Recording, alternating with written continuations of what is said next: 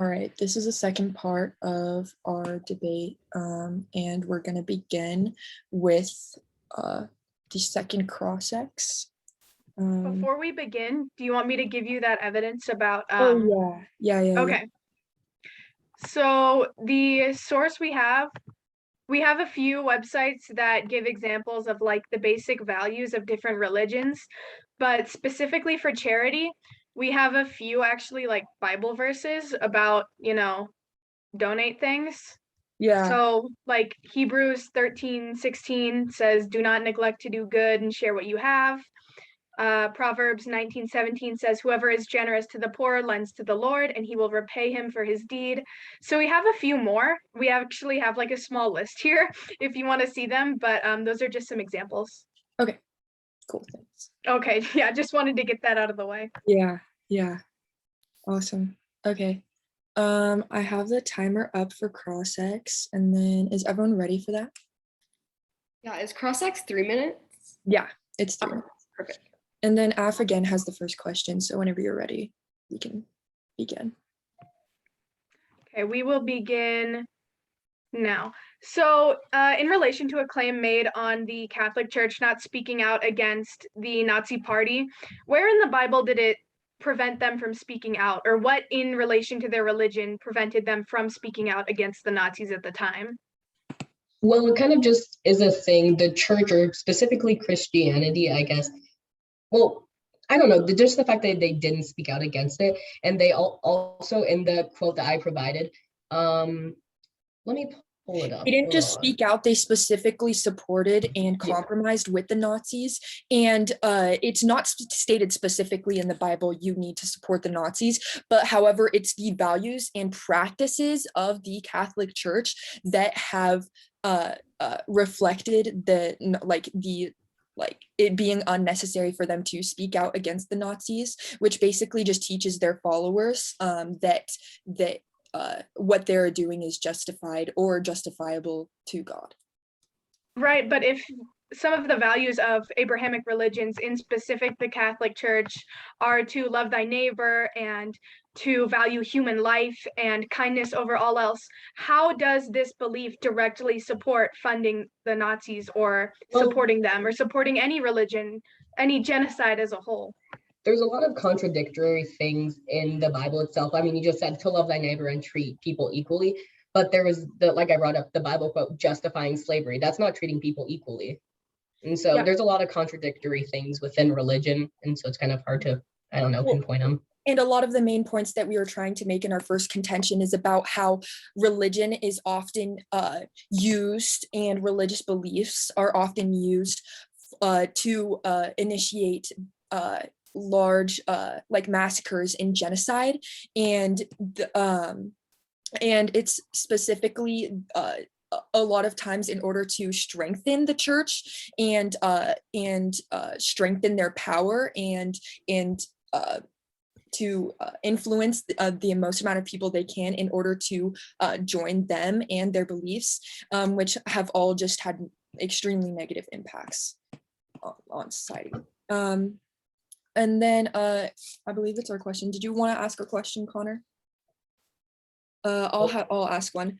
So you talked about how your main points in your rebuttal were about how basically wars and massacres and such aren't due to religion. It's just bad people using them as excuses. However, how wouldn't that using religion and religious beliefs as an excuse, wouldn't that be an effect of these religious beliefs and practices, even if it's these bad people using them? Isn't that still an effect of the beliefs themselves? That's time. You can probably finish the answer as long as it's brief. Yeah, okay. All right, I'll do that then. So I think what I was trying to get at in that rebuttal was that it's not the religious scripture, beliefs, or values that are compelling people to do things. Instead, it's people making morally wrong choices and then bringing in their own ideas and interpretations of religions, like misconstruing the values and ideals to fit their own narrative. I mean, like, even in politics, if you do, people do that all the time, saying this party supports this because X and Y. it's just people like making excuses for their own morally incorrect choices instead of being fueled by religion. Okay. All right, so now it is the consolidation speeches, and you guys are allowed to take prep if you would like to beforehand, but if you don't want any prep, then you're all good to go. Yeah, I'm gonna take some prep time. Okay. Let me get my timer ready. I'm sorry. Okay, I'll begin right about now.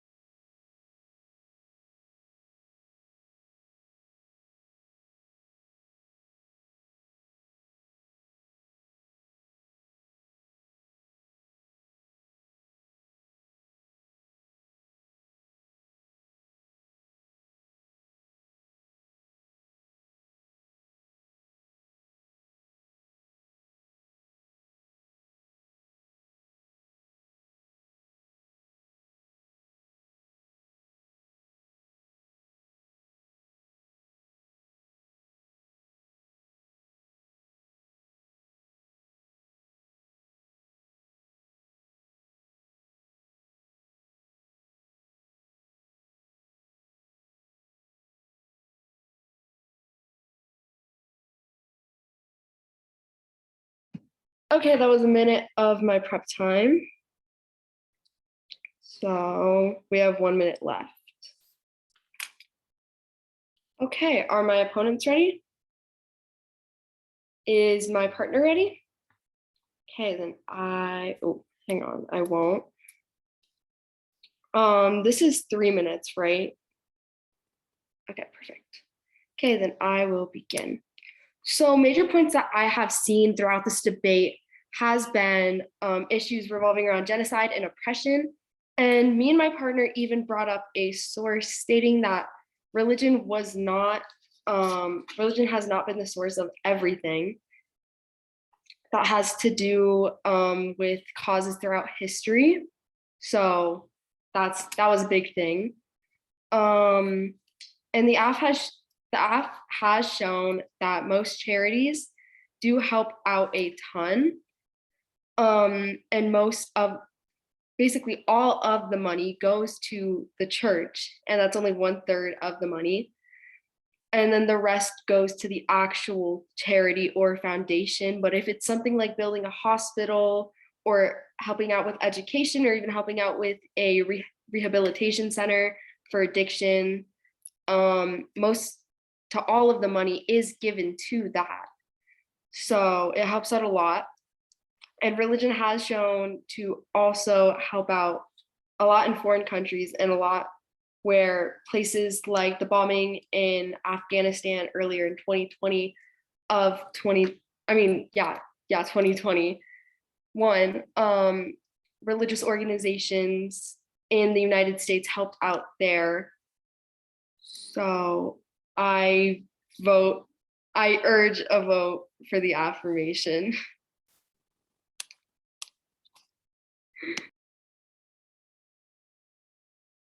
Okay, Connor, did you want to take prep time or? Okay. How much prep time do we have left? We have like a minute and a half. No, I think I'm good. Okay. All right. Let me pull up my timer and then I'll get started. All right. Are my opponents ready? Is my partner ready? All right, then I'll begin in 3, 2, 1. So central points of this debate have been mainly criticizing our case when it comes to genocides, war, and stuff like that. Most of my case doesn't actually really talk about war. We have the brief mention of World War II, where we talk about the Catholic Church's failure to do anything. And then we talk about massacres or genocidal acts that occurred, which I stated in my source was directly due to religious belief, religious stuff and sacred texts and stuff along those lines. One of the main things that our opponents talked about was how not all wars were due to religion and that it doesn't start everything. And obviously, yeah, religion doesn't start everything, but from what I brought up, it did start that, and it did contribute to that, and it was a huge contributor to that. And it, with just those examples alone, with just the examples I brought up, the 4 examples, it was the amount of people died was the equivalent to what the entirety of Los Angeles. And again, they also, one of the things that they talked about was bringing up charities again and how they do a lot of help. Whereas my opponent brought up, and I believe it was either a rebuttal or a cross-ex, on how it actually does more harm than good, specifically in Lebanon, I believe. I'm not exactly sure how to pronounce it. And they also stated that religion does a lot of good things for many foreign countries, which is completely untrue, as I talked about with colonization. Religion is one of the main motivators for colonization. We see that with the colonization of Africa and the Americas. This did not do any good for those foreign countries. This did far more harm than good. The transatlantic slave trade is directly correlated to religion. That did not do good for the people in those countries. The thousands of children that were slaughtered and killed at the hands of Christians because they were different. So that does not lead to good. Religion has been used as a motivator for so many horrendous acts. And they brought up how it's not always specific religious beliefs that does this. It's bad people doing bad things. And yes, obviously there's bad people that do bad things and try to use religion to justify it, but that doesn't take away from the fact that there are many bad things that are directly caused by religion. And when you want to look at religious beliefs and practices and how they impact society, you can't just look at them bare faced. You have to look at how that interacts with the different people in the society. It's a domino effect and it's all connected. So you have to take into account every single thing. And it's clear to see that the cons vastly outweigh the pros. No matter how much good religion does in the modern day, throughout history, it has done countless amounts of bad. No amount of good can bring back the lives lost. No amount of good can take away the generational trauma that millions upon millions of indigenous people still have today because of Christianity. Nothing can take that away. No amount of good can make up for that.